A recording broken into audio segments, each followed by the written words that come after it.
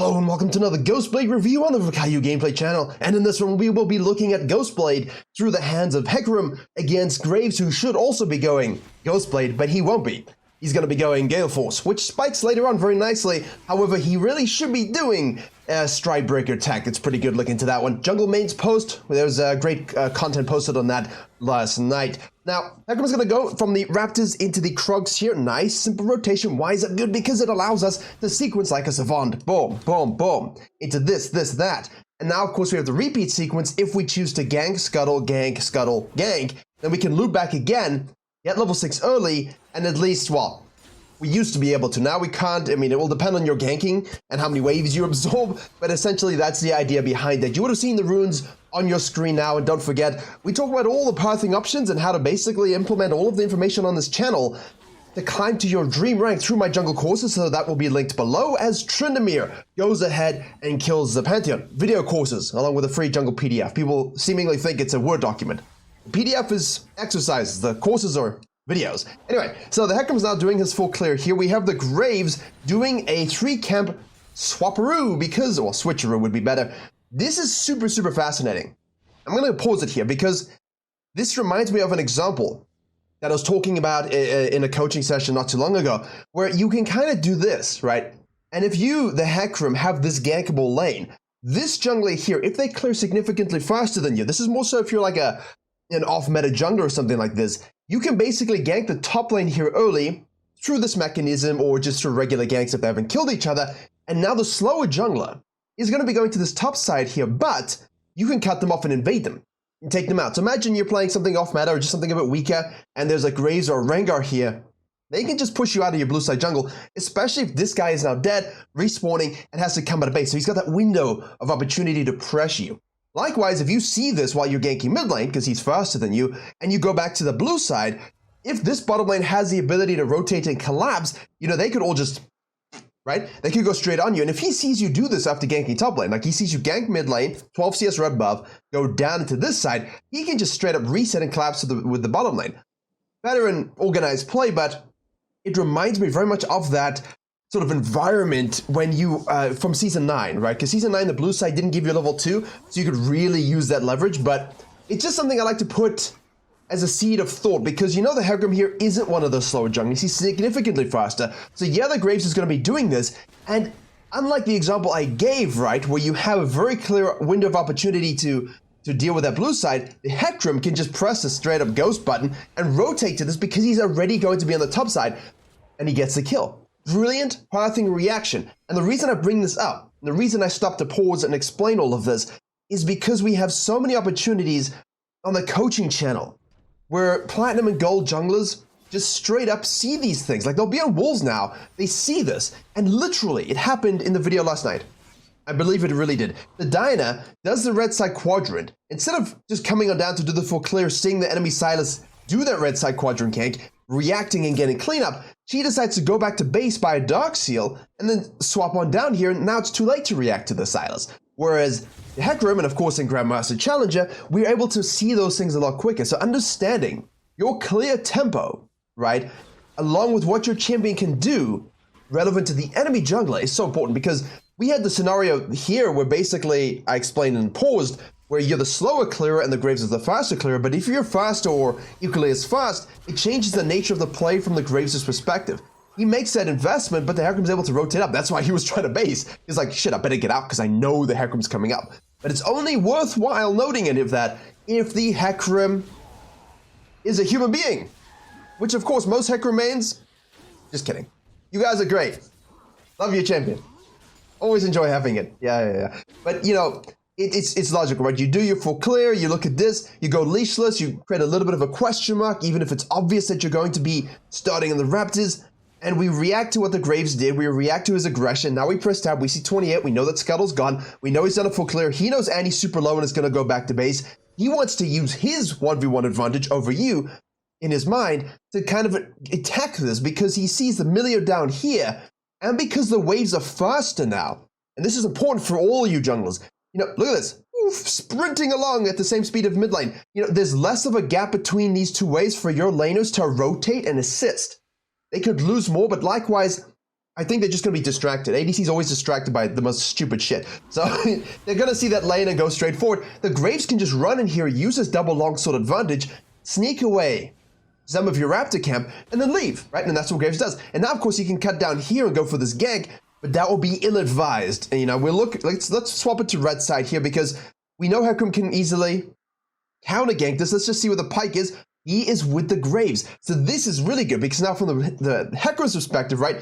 Us as junglers, I'm thinking, okay, look, if Pyke is kind of floating and looking and maybe he's going to gank with the Graves, yeah, on the bottom lane, that's a possibility. But then HECARIM could rotate over, counter gank it, and, you know, depends on the waves are. But obviously we got a lot of blue minions over here. But Cassio's chill. She has miasma. You know, she is blasting one. She is mana. What is this? Mana crystal? Tear of the Goddess. Goodness gracious. It used to build out a mana crystal. Now it doesn't. I have legacy brain at the moment. I don't know, boomer mode. So basically what the Pyke is saying is like, well, instead of doing that, let's try and put pressure on the HECARIM here. HECARIM knowing that this is a possibility both ways, right? Invade or gank. Let me go ahead and kite these Krugs out and shadow. Very, very good pathing. We see the Cassio now giving away the position with her aggressiveness. We know this is happening. And of course, here's the Pyke and here's the Graves. So, wait up. Okay, straight movement. Okay. Jhin is a good, strong champion, I think, in this moment, in this game. He looks solid, yeah? Okay, cool. There you go. But all of that mind gaming for really nothing, just for ADC gap to happen, which is quite sad and also hilarious. But, you know, we'll take that. What an interesting and dynamic first 5 minutes. This is the kind of stuff I love to speak, you know, hours about in the course because I have no time limit, right? I can just press record, pause, extrapolate, and give all the information and implementation of this stuff. Obviously, on YouTube, I try to go quickly and give you what's important in the game. But yeah, that's really interesting to see this kind of mind gaming going on.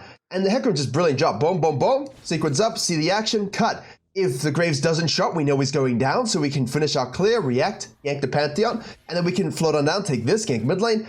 We know the Graves will likely look to do the same thing anyway, and we'll meet for this anyway. So largely, good systems will have a lot of commonalities between the randomness and the no randomness events, but here basically we finish off our wolves, and we're going for this dive. Why are we going for this dive, my friends? 7 to 5. Ult, no ult. Ignite, no flash. So when you watch these fights, you see this flash is burned. Now you know, okay, let's go for it. We hit the W.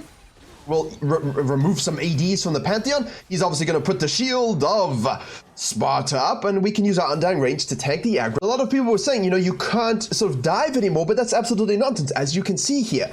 The Graves showed up. I went on a spiel about something else and got distracted, so I just cut back. Basically, yeah, the minions are going to be really focused on hitting the turret now, and the Shen taunts and the Tryndamere. Yeah, that's a little bit diminished, but as long as you juggle aggro correctly and use the right spells correctly, you're fine. Absolutely fine. And I like here, and this is the most important thing if you're a diamond jungler, that I really focus on for diamond junglers, so you want to get high elo. Did you notice how the HECARIM didn't sit and drool in his grump and be like, yo, bro, can we dive now? No, the wave's gone, right? He looked at the wave, he saw it crashing, he saw the 2-level lead, he knew the flash was down, he says, my grump will be there afterwards. And also, because I know Graves is here and I have no Tryndamere, and Orianna could move, although it's highly unlikely, you know, maybe I don't want to go for this, although I do think, no, if I'm bullshitting myself here, you know, we know the Graves kind of goes down. Yeah, the Graves goes back to this, so I think we can very easily go ahead and snack this and go straight into the Scuttle Crab, actually. Go back there. That's the problem with sometimes talking like this. You kind of lose track of the moment. In game, you would basically say, look, this gives me 6. Let me just go and do that. But if I'm worried that Graves beats me 1v1, and I don't think Annie is going to be able to help, and I know the Pantheon can easily ult in at this point, is it worth going for the fisting?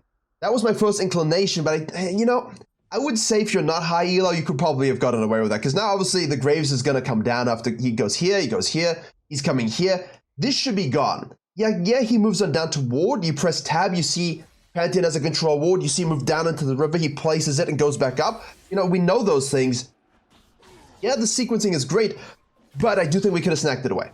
You agree? I kind of think we could have, but I do see both sides of that decision, you know. Pantheon ult, and he's not going to move. Yeah, Orianna's low, but Orianna's very rarely move. I had the exquisite misfortune of playing with a high elo, a challenger Orianna made a couple of years ago, and I was volley. I was like, you know, I like fighting crabs and invading and diving sidelines. Can we roam a bit? And I had this whole talk about, like, no, I'm Orianna. Until level 11, I don't move. Okay. That's not helpful at all for an early game jungler who wants to snowball. This is season 10. So I've got a bit of a, you know, prejudice against this champion sometimes. I love a good Orianna, though. It's nice to play with, especially as Volibear.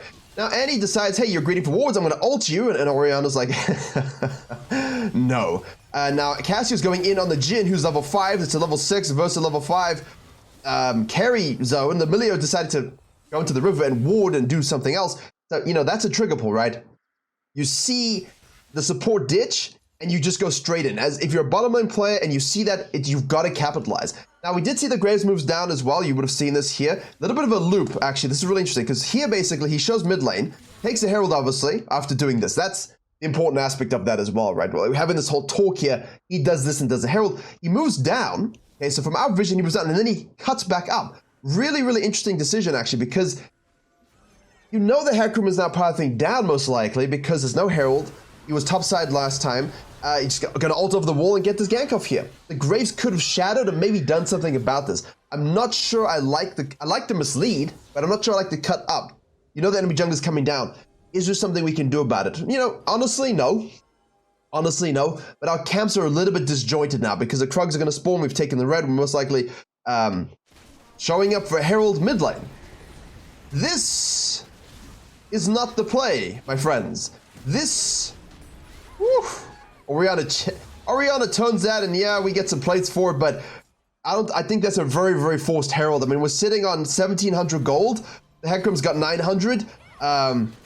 We don't have an ult up here. We're going to go in on the pike here. We're going to try to avoid his hook, put ourselves in a different position. The Milio is now taking a bit of minion aggro, but helps us heal, sustain, shield, and cleanse all. We didn't have to use it. You know, yeah, I feel like the game kind of turned a little bit on its head. It was going so well. Good snack by the Graves. We go here and we go down. We could have shadowed the Hecarim, and if you're not going to shadow the Hecarim, at least go back to base, spend your gold. Now you can handle this. You wait for the Jhin and the Milio to come back. You wait for the Hecarim to finish up that zone, and maybe we can come and gank this lane, activate Herald down here, take the dragon, and really apply the pressure to the Hecarim. But in the meantime, the guy's got his Serrated Dirk, he's got his Warhammer. We're going to go ahead and sequence up here. We see the ult from the Pantheon plus the Tryndamere, so we're looking at this, we're observing this, you know, while we do our camps here. We're a little low on mana. We expect Graves most likely will go for the dragon next, you know, if he's here cutting down, which is why the Tryndamere went to this, right? Because we saw him cut down, so we think he's going here, so Tryndamere's like, hey, can I snack your red buff? Eesh. Oh, no, because it was gone. So basically we know that the Graves had done that. Thus, he should be bottom side. We finally have this good item. Gotta be nerfed. It's made Rengar an absolute monster. It's made Hecarim an absolute monster. It's made Kha'Zix even stronger. And it should ding right there as you see the Cassie coming down. We have the vision control. The Hecarim has no control over the objectives. The Graves is just doing a solid job kind of snacking those up, although his pathing is a little bit weird. He's rushing that collector for that lethality spike. Obviously, this was buffed as well. Orianna's way out of position, actually. So, yeah, rotate, kill, cool. Go into the river here. We have 2 charges on the oracles from the Graves. Now, I think we should know that all of this is gone. This we should know. This we should know. Okay, so obviously we're not tracking perfectly at this particular stage. How you would do that is, hypothetically, you see a guy here with 60 CS after taking Herald. He goes on down. He goes up here, he takes his Raptors and as well as his red. We see the red's gone through the Tryndamere as we go back to the mid lane with the Hecarim. And then the next time you see him, the guy's got another 16 CS on top of that, right? Because 1, 2, 3, 4, Dragon counts as 4 CS. You just press tab and you're like, oh, well, clearly that's what happened. So if you see some guy on the bottom side with all of that CS added up together and you know that he started from the red, we can logically assume all those camps are down. And we did not, but that's fine. In the moment, we always lose track a little bit. Ideally, you don't. You do your best not to, but it does happen. Because you're busy playing your own game, right? You're fighting, you're fisting, you're killing pikes here. There we go. Free lethality up to 20. Graves is like, I'm not interested in this. This red here is available, but this guy wants the base. So don't force this and force your trend, okay? It's very common for people to force their top laners in this situation. Coming over, and I think that's where you really lose them. And, you know, the dive is what got that Tryndamere juiced. The dive is what let that happen. And if you compromise it through that kind of decision, you're just negating his lead a little bit as he rushes the quick blades of destiny. I'm interested to see if they can please, right, if someone from Riot watches this, can we have like bonus damage gained from the lethality of this item? I really want to see that. That's absolutely crucial, I think, because the bonus lethality is absolutely batshit insane. It would be nice to see something. Like, what is this giving me? Like, look at this. Bonus damage to champions. Where's my bonus damage to champions on the Ghostblade? Or do you know it's disgusting and you're testing us? I think that's what it is. They're keeping the data, aren't they? They're hiding data from us. Yeah, see, gotcha. Deep vision, always good. Jin, movement speed. You know, like the one ADC that can use range and movement speed to straight up just avoid the miasma. Rest of us melees are just crying in pain whenever she presses that stupid infernal button. Along with Rengar and Power W, two of the most, you know, powerful spells in the game, really. I think it's underrated on, well, the downside to not having our ult up when we make that play. That's why in these cases, I think it's great to kind of invest in the Scuttle, because she's going to push a little bit more, and then you can rotate with ult. Now we do have ult, but now of course the Graves is rotating here. We just go in now. Yeah, exactly right. Milio shows up. Thank you so much. Appreciate it. Put him over the wall. Don't need him. Nice rotation by the support, but yeah. Invest a little bit in an extra camp or something. Wait for that ult to be up, and then you can guarantee get the kill. But here it works out. Just don't results-based it. Because the Graves obviously shows up. So now we know we have the timer because we went investigating. So it's not always the worst, you know? You go take a cheeky look because you lost track for a little bit. Happens to me, happens to everyone. Literally everybody. Because you're playing your own game as well. You will never see and track 100% of everything that, you know, analysts and coaches and what we put in videos. You know, we're looking at everything, trying to give you as much information that you can use in-game. But if you can use 8 out of 10 things, 7 out of 10 things, 9 out of 10 things, you're going to be absolutely fine. You know, you're not going to see 10 out of 10 every game. When you do, you end up with that perfect in the zone game, right? You do have those games, but they're not every game. Even though the guys who get on Smurf accounts and get back to Challenger quickly, you know, they are making mistakes, they are missing 1 or 2 things, and it doesn't really matter because they're doing 9 out of 10 things correctly.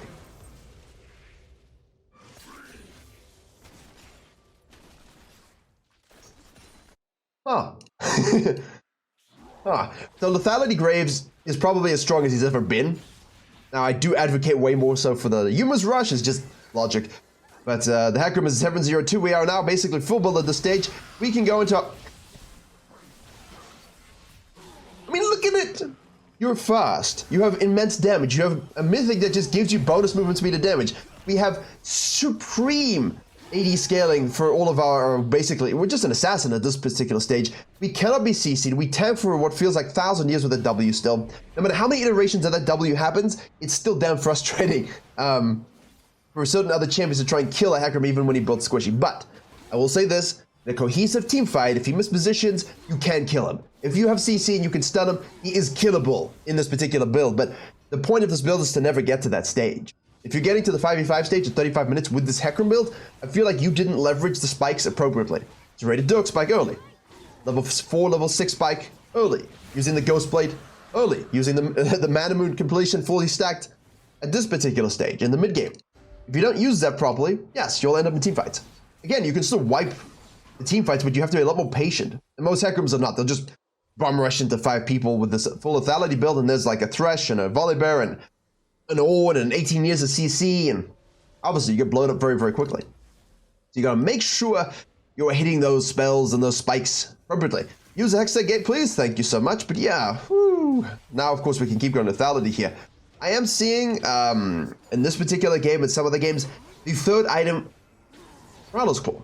Because basically you're looking at a squishy comp. So the pseudo flat penetration from lethality, as it were, is absolutely monstrous, right? And you just keep building so much of it with this mid-game spiking build, and you just one-shot everybody.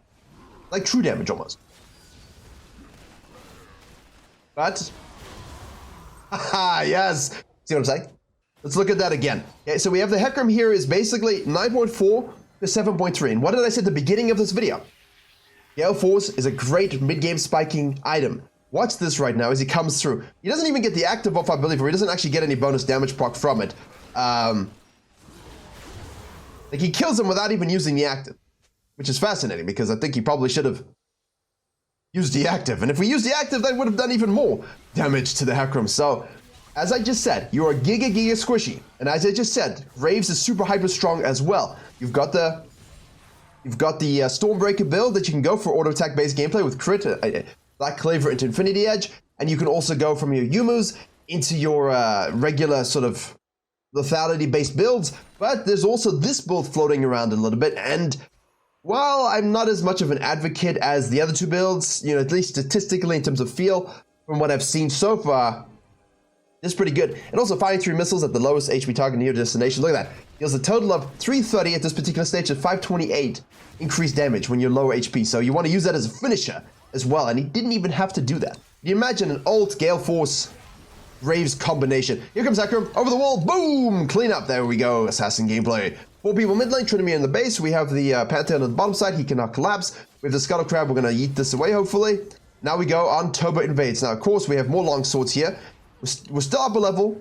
We still have 11 more CS, which is great. But Graves is definitely not a weak jungler anymore. We're going to have to cover this as well. But he's got a lot of build options. Graves always has a lot of build options. I mean, so does HECARIM. That's what's funny for me.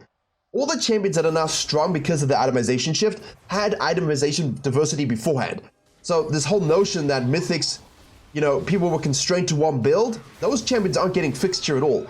Kha'Zix, you could literally go any of the lethality mythics. Straight up. HECARIM, you could easily still go Divine Sunder. You could easily still go the Duskblade Eclipse. There was a Shojin Rush as well. There were a lot of options for all of these champions. Graves also. There was no one constraining build. Champions like Kindred, yes, were stuck in Kraken pretty much exclusively. Same with Velveth. There were some variations in there, but you were stuck to that mythic. Now they've taken away that mythic, and it's like, well, we don't have anything that really fits, and it feels even shittier. So I don't know exactly what the logic is a lot of the time, but League of Yumis for the time being. Okay, 10-1-3, we're going to fall back over to this. We want to finish this sucker up here. Go for that Prowler's Claw, because obviously once you have a dash or a blink, let's have a look here. What are we at now? 48 lethality.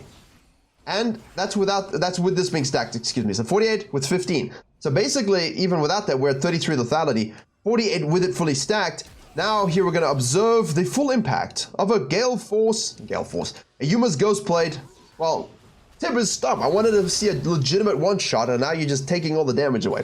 Anyway, maybe we'll see it next. The problem with strong bottom side is, of course, you give up that Baron pressure, but if you got top wave and you see this, and now you keep pushing here, you can in a losing game state. This is great pressure. Like, if you cannot contest and everyone else is dead and it's a hero steal, don't go for it. Rather stay for this and really hard push, because your lethality, you can really rinse it. Obviously, we were rotating proactively, like, do we need to? So we could have probably stayed down here and pushed a little bit more. You can probably beat anyone 1v1, and that's what Graves is doing now. And now obviously he's got the Bloodthirster. The Absolute Focus passive, just so you guys are aware there. Oh, you can't see it. Well, about 50% HP, you gain bonus damage, an additional 20 in this particular case. So basically, it's not 55, it's 75 when you're above 50% HP. As Graves. As Rengar. Woo. As Kindred, if you want. Go red build Kindred. Got your Runans, got your Rageblade, got your Hurricane, got your Bloodthirster. There you go. Enjoy yourself. Also can go, what's the other item that's also red that I was thinking about to go with that? I can't remember. I'll save that for the Kindred video. We're still kind of working on the tech there because they were really struggling quite a bit, and yeah, they had to get some buffs, which they did. So now we take the whole blue side and we see the HECARIM chasing down this Pantheon. Here we go. He does have Edge of Night and Ghostblade as well, but not really close. Okay. All right. Yeah. Okay. One more E-charge to finish. Ghost still free. A lot of damage. It's a lot. I really want to see it. Damage dealt 187 from that one extra, and we have 1883 from this. And of course now, no data on this. Of course, like they really want to go for the Baron, which is what they want to do, but against a HECARIM, against a Nocturne, how can you do that? How can you do that in this particular case? Because he just goes, and the Nocturne just rotates up. Those champions have such sideline rotational pressure, you can't always coin flip Baron when you're behind, which sucks for them. Yep, push into their jungle, push them off. There's no need to coin flip this Baron. That's what I'm saying. Like, you don't need to do it half the time. Just use it for pressure and turrets. This is not going to spawn. I mean, look, if you could have snuck this away, you know, if you were like the Graves and you had someone else, and, oh, you do have a Graves Cassian, so you could have sat in the pit and maybe snuck it away, but that's very, very risky. You know, very, very risky. Graves shows up, Pantheon ults in. Over the wall we go. HECARIM is doing this, and we're going to be watching this unfold. Okay. Finished it. Here we go. Watch him go.